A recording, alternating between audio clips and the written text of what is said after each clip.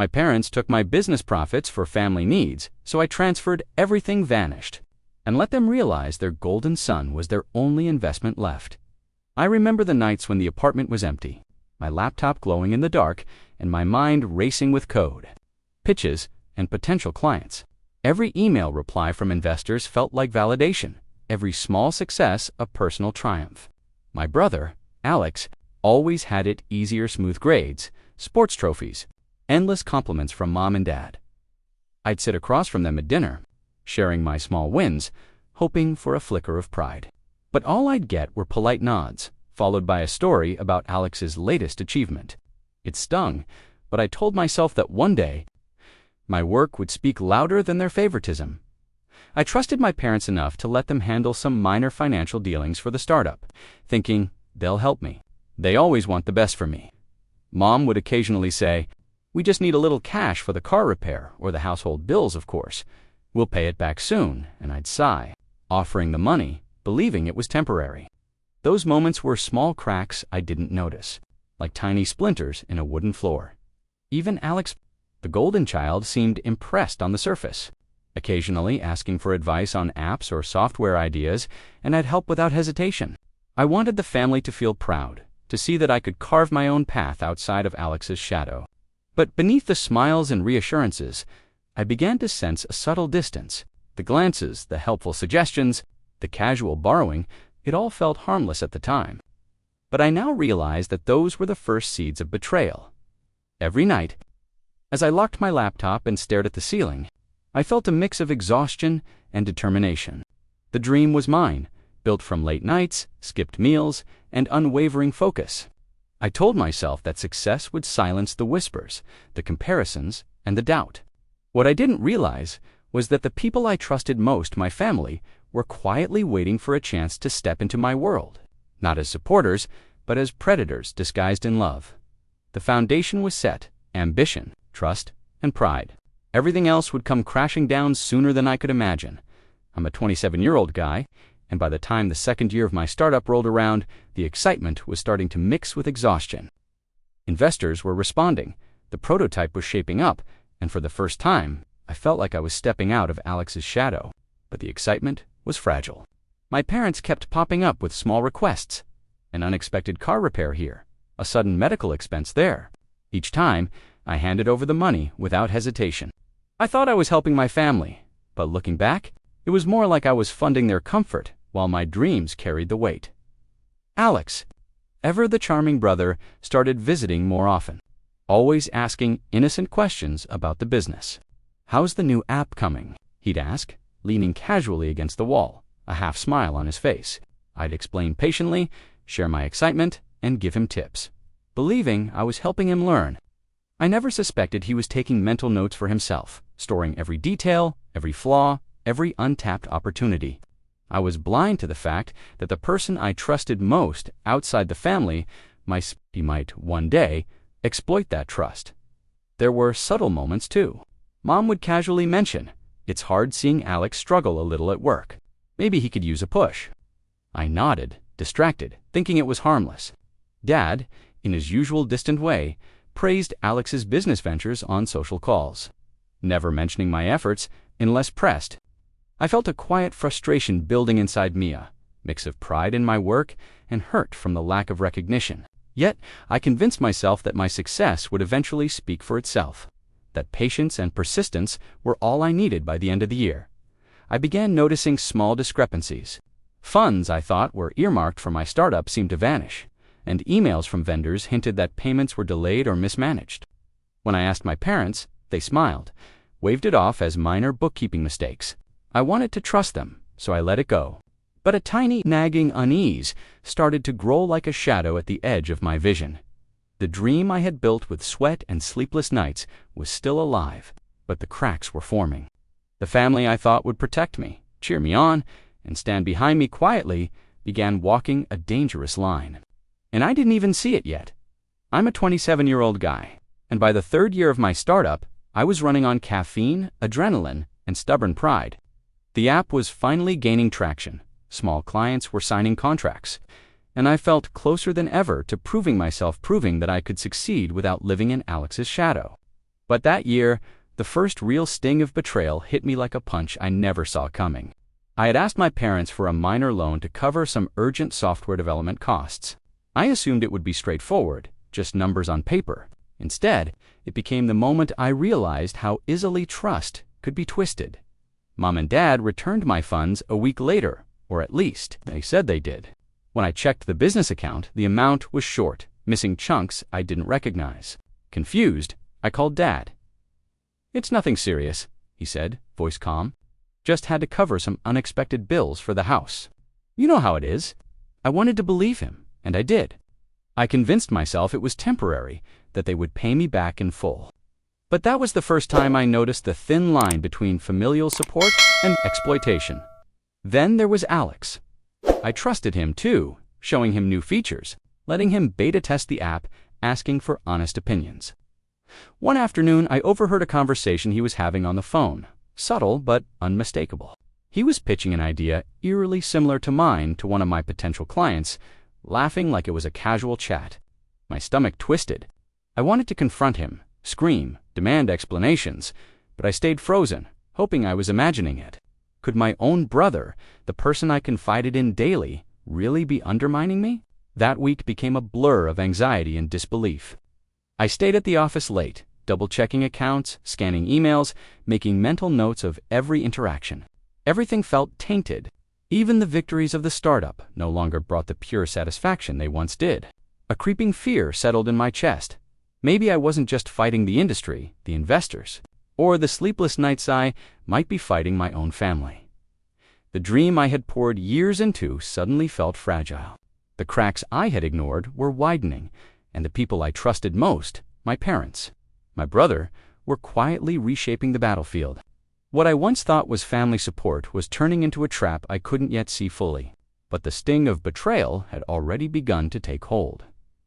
The realization hit me slowly, like cold water seeping through my chest.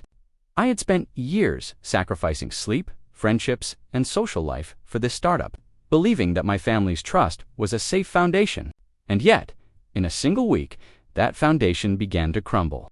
I couldn't ignore the nagging feeling that every casual request for money, every innocent question from Alex, and every dismissive shrug from my parents were no longer harmless. They were part of a pattern I had failed to notice. One evening, I discovered an email thread accidentally forwarded to me from Alex's personal account. He had been reaching out to one of my prospective clients, pitching a nearly identical version of my software idea under his name. My hands shook as I read each line. Every detail, every feature, every minor improvement I had worked tirelessly to implement, he had copied. And the worst part, he didn't even try to hide it. It was blatant, confident, and deliberate. I confronted him that night in my apartment, trying to keep my voice steady. "Alex, why would you pitch my idea as your own?" I asked, hoping for a rational explanation, a misunderstanding. He laughed, leaning back in his chair like it was some casual prank. "Relax, bro. I'm just testing the waters. Don't take it so seriously." His casual tone cut deeper than any insult. It was a betrayal not just of business, but of every ounce of trust I had placed in him. For the first time, I began questioning everything.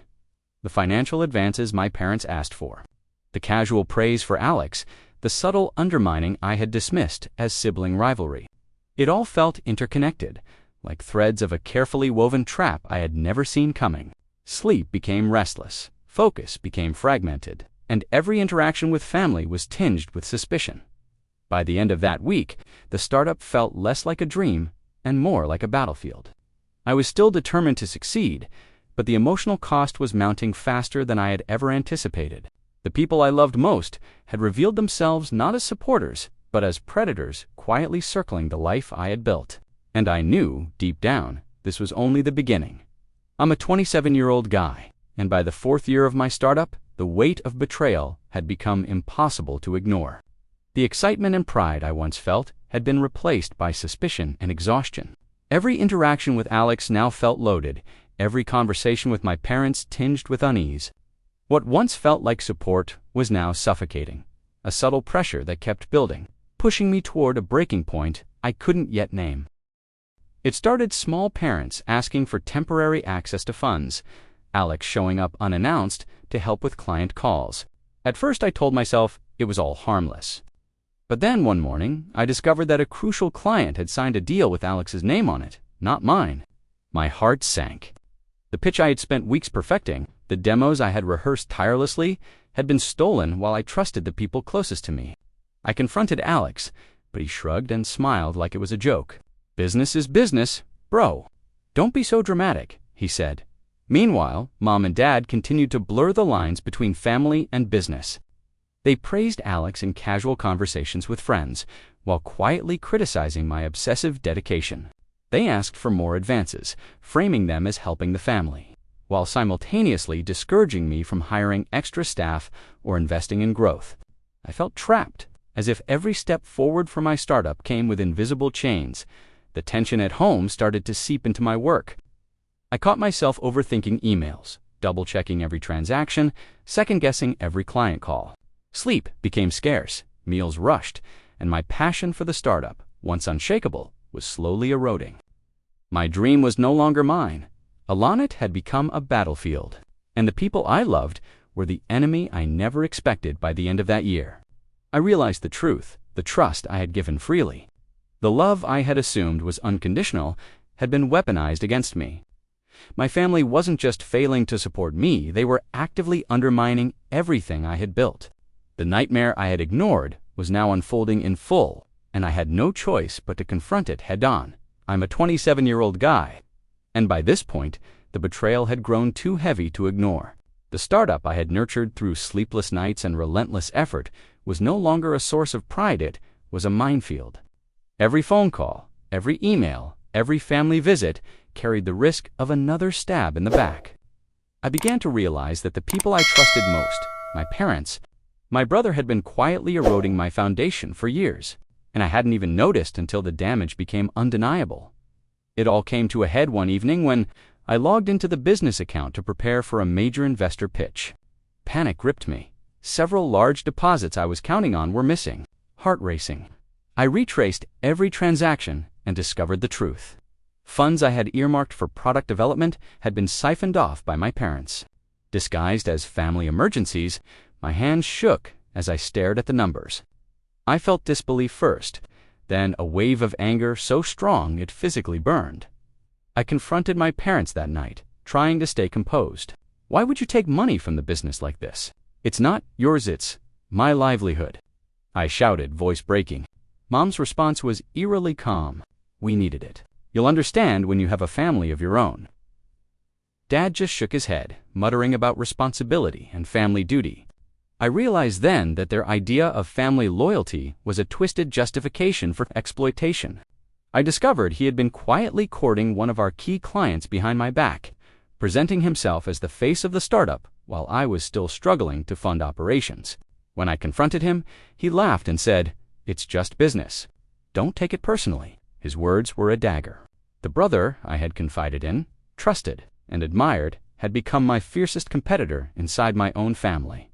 By the end of that night, I was exhausted, broken, and furious. The dream I had built with blood, sweat, and sleepless nights was under siege from the people I loved most. The foundation of trust, once unshakable, had crumbled. And I knew, deep down, that to save my startup and myself, I couldn't just repair the damage. I had to fight back. I'm a 27-year-old guy, and after the financial blow and Alex's betrayal, I realized that anger alone wouldn't save my startup. I needed a plan careful, calculated, and precise. For the first time in years, I stopped running on emotion and started running on strategy. Every transaction, every client interaction, every code update became a calculated step toward reclaiming what was mine. I couldn't undo the damage already done, but I could stop it from getting worse and start turning the tide. I began by separating the business. Finances completely from the family. New accounts, new credit lines, tighter contracts, every measure was designed to lock out opportunists. I documented every expense, every advance, every interaction where money or ideas had been misused. It was tedious and exhausting, but each record felt like a small victory, a tiny stake reclaimed from the chaos my family had created. For the first time in months, I felt a flicker of control. Alex, of course, didn't realize I had caught on. He continued to act casual, dropping by with feigned interest in development updates, casually asking questions about client progress. I played along, careful to give only the information I wanted him to have. Every interaction was a game, now one I intended to win. I knew the moment I showed any panic or vulnerability, he would exploit it. Meanwhile, I began seeking external investors and mentors, people outside my family circle, to validate the work I had built. Their encouragement was like a lifeline, proof that my dream was legitimate and worth protecting. Slowly, I began rebuilding my confidence, block by block. The same sleepless nights that once drained me now fueled a quiet determination. By the end of this period, the startup was stabilizing, but the betrayal had left scars. I trusted less, smiled less, and loved less blindly. The family I once relied on had proven they could be the enemy. And I had learned the hard truth. Success wouldn't just come from hard work, it would come from strategy, vigilance, and a willingness to protect myself, no matter the cost. I'm a 27-year-old guy, and by now, the betrayal had hardened something inside me. The anger that once threatened to consume me had transformed into a sharp, cold focus. I wasn't just going to protect the startup, I was going to reclaim what was mine and make sure Alex and my parents felt the weight of their actions. I didn't want drama or shouting matches. I wanted precision, quiet revenge that would leave no room for denial. I started by strengthening my intellectual property. Every line of code, every design, every client pitch was documented, timestamped, and backed up in multiple secure locations. I set up monitoring systems to track any suspicious activity and made it clear, in subtle ways, that the business was no longer vulnerable. The small, subtle steps I had ignored before the helpful advice from Alex, the casual access my parents had to funds, were now impossible. I had sealed the gaps I didn't even know existed until they had been exploited. Alex remained oblivious, continuing his casual visits and feigned interest. I let him think he was still in control, giving him small glimpses of the business that led nowhere. Every question he asked, every suggestion he made, I filed away mentally, turning his curiosity against him. I began networking aggressively, bringing in investors who respected the integrity and originality of my work. Investors Alex couldn't touch or manipulate. Mom and Dad continued their subtle pressure, asking for minor advances, offering advice that was anything but. I listened politely, smiled, and said yes when it suited me, but the truth was, I was no longer playing their game. I had learned that kindness could be mistaken for weakness, and I refused to make that mistake again. Every step forward was a calculated measure of control, a reclaiming of both my business and my self-respect. By the end of this period, I felt a dangerous thrill. The startup was thriving, my finances were secure, and the people who had tried to undermine me were still unaware of how carefully I was orchestrating my moves. Revenge wasn't about yelling or confrontation. It was about patience, strategy, and letting the truth speak at the perfect moment. And I was ready. I'm a 27-year-old guy, and this was the phase where patience turned into action. I didn't want messy scenes or public screaming matches. I wanted moves so clean they looked inevitable in hindsight. Over weeks, I set traps that looked like chance, polished pitches to carefully chosen investors, strategic demos scheduled when Alex was sure to be around, and client check-ins that subtly reminded partners who actually owned the roadmap. I fed the right people the right pieces of information and let the rest unfold. The first strike was surgical. A client Alex had been courting reached out, impressed by his smooth talk. I scheduled a coincidental demo the same day, invited the client to the office, and played a short, controlled walkthrough that highlighted recent feature rollouts, features Alex had no access to. The client's confusion was instantaneous when they compared Alex's promises to what we actually delivered. Within days, they signed a binding contract with us, citing integrity and tech readiness. Alex's smiling presentations suddenly looked hollow. Next, I made the financial truth public to the people who mattered, our investors and a trusted attorney. I presented documented transactions, forwarded emails, and time-stamped code commits, everything that proved the pattern of siphoning and idea theft. Watching their faces shift from polite curiosity to hard concern felt like reclaiming air I'd been denied for years. Investors tightened terms, insisted on board oversight, and cut off avenues Alex had been exploiting. It was satisfying in a quiet, precise way. At home, my parents sputtered through denials when I called a family meeting and calmly laid out the evidence. Their excuses crumbled under the weight of numbers and emails. They tried guilt trips and memories of childhood, but the room had already turned. I felt no joy in the collapse, only a cold resolve that this had to happen. I'm a 27-year-old guy, and for the first time in years, I could watch my family unravel without the panic that used to grip me. Alex still tried to act casual, dropping by the office and asking about clients, but I could see the cracks in his confidence. He'd pause mid-sentence, glance at my laptop, and hesitate before speaking. The charm and bravado that had once masked his opportunism were failing. For the first time, I wasn't the naive brother, I was the one in control. Quietly observing the consequences of years of betrayal, my parents' reactions were slower, but just as satisfying. Mom tried to maintain her usual calm, but subtle tension crept into her voice whenever finances or the business were mentioned. Dad attempted his distant authority, but the evidence was irrefutable. I could see the flicker of panic in their eyes when investors began asking pointed questions about past advances in accounting. The same people they had thought were naive enough to trust were now the ones holding them accountable. I had transformed their overconfidence into helplessness without ever raising my voice. At work, the energy shifted. Clients who had wavered in loyalty returned fully. Reassured by the transparency I had built and the security measures I implemented, the startup thrived under the new boundaries I had enforced, and I could feel the momentum building. Every email, every call, every secured deal reinforced the lesson. Trust is powerful, but betrayal has consequences. Even Alex tried a few desperate maneuvers, presenting new ideas to clients or offering inside tips, but I had anticipated every move. Each attempt only highlighted his lack of originality and reliance on the work I had created. Watching him scramble quietly, knowing the game had changed, brought a strange mixture of satisfaction and relief. By the end of this stage, the battlefield had shifted dramatically. I was no longer just defending my dream. I was reclaiming it. And for the first time in years, the family I had once idolized was learning that loyalty cannot be taken for granted, and that betrayal always comes with a price. I'm a 27-year-old guy, and for the first time in years, I could watch my family unravel without the panic that used to grip me. Alex still tried to act casual, dropping by the office and asking about clients, but I could see the cracks in his confidence. He'd pause mid-sentence, glance at my laptop, and hesitate before speaking. The charm and bravado that had once masked his opportunism were failing. For the first time, I wasn't the naive brother, I was the one in control. Quietly observing the consequences of years of betrayal, my parents' reactions were slower, but just as satisfying. Mom tried to maintain her usual calm, but subtle tension crept into her voice whenever finances or the business were mentioned. Dad attempted his distant authority, but the evidence was irrefutable.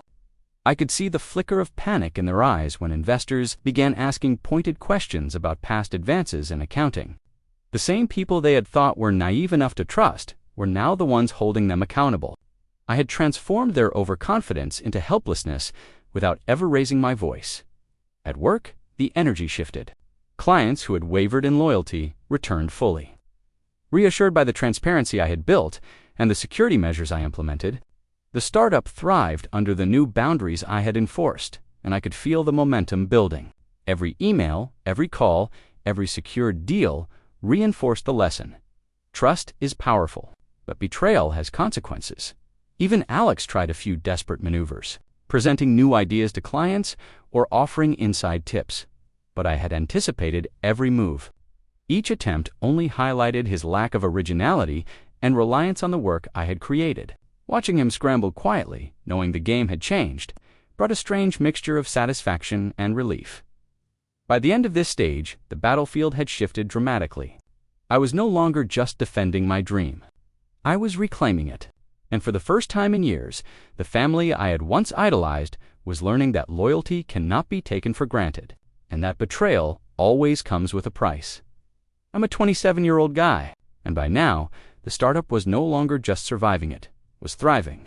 The months of careful planning, patient observation, and quiet maneuvers had paid off. Alex and my parents were finally confronting the reality they had ignored for so long.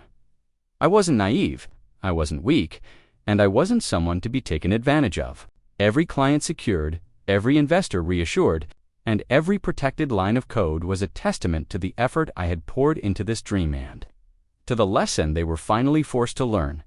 Alex tried to act unaffected, dropping by with casual questions and thinly veiled attempts to regain relevance. I responded politely but firmly, answering only what was necessary, and never letting him glimpse the inner workings of the business he had tried to hijack. His frustration was subtle at first, then more pronounced as he realized that the opportunities he thought were his, by chance, were actually the results of my strategy, foresight, and determination. Mom and Dad attempted the usual guilt trips, nostalgia, and reminders of family duty, but I had anticipated every line. I calmly documented everything, setting boundaries with clear explanations about financial independence and business ownership. They could no longer manipulate me with half-truths or vague claims. The proof was undeniable, and the lines were drawn. The best part, though, was the quiet satisfaction of reclaiming my dream for myself. I could walk into the office each morning knowing that I had outmaneuvered the very people I had once trusted blindly. It wasn't about revenge anymore. It was about respect for my work, my time, and my ambition. Every late night, every sacrificed weekend, every tense confrontation had led to this moment of empowerment. By the end of this phase, I had not only protected the startup, but had also reshaped the dynamic with my family. The trust I had once given freely was no longer naive, was deliberate, measured, and conditional. I had learned that loyalty is earned, and betrayal carries consequences that are impossible to ignore. I'm a 27-year-old guy, and after months of navigating betrayal, revenge, and rebuilding, I finally had a moment to breathe. The startup was secure, clients were loyal, and the financial foundation was stronger than ever. But even as the business thrived, I couldn't ignore the emotional toll. Trust had been broken, relationships fractured, and the family I once looked to for support now felt like strangers in many ways. It was a bittersweet victory, proof that I could fight back, but also a reminder of what had been lost. Alex avoided direct confrontation, but the tension was palpable. He no longer acted confident around me, his charisma replaced by cautious politeness. Every interaction carried the silent acknowledgement that the game had changed and he had lost. My parents, too, were quieter, their usual authority diminished. They offered advice and comments less freely, aware that I now saw through every attempt to manipulate or exploit. I realized that respect, once taken for granted, had to be earned on. I had earned it in spades. Amid the chaos, I reflected on what I had learned. The journey had been brutal, but it taught me resilience, strategic thinking, and the importance of boundaries. I had once believed that family support was unconditional, but now I understood that loyalty is a two-way street. Protecting my dream meant protecting myself first, even if it meant confronting the people I loved the most. I also began to reconnect with the original passion that had driven me to start this business. The thrill of creating something meaningful, the joy of seeing ideas come to life, and the satisfaction of hard-earned success. That fire, once dimmed by betrayal and exhaustion, had reignited stronger than ever. By the end of this phase, I felt a strange mixture of empowerment and sorrow. The startup was no longer just a project, it was a symbol of my perseverance. I had survived a betrayal, reclaimed my dream, and learned lessons that no amount of trust or heartbreak could erase. And while the wounds remained, I knew they had shaped me into someone who could never be underestimated again. I'm a 27-year-old guy, and after everything, the betrayal, the financial sabotage, and the quiet games of revenge, finally felt free. The startup was no longer just a dream. It was a fortress built from my determination, strategy, and sheer resilience.